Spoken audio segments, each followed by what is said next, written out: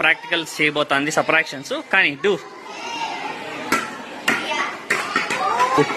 ఓ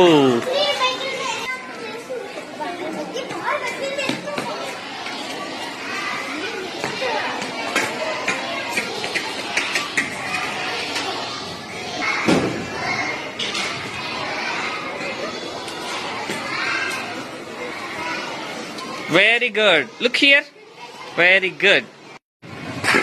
ఓ అయ్యా. ఓకే అన్ని very good. ఈ అమ్మాయి అన్ని కింద పడేసింది. So know what you do?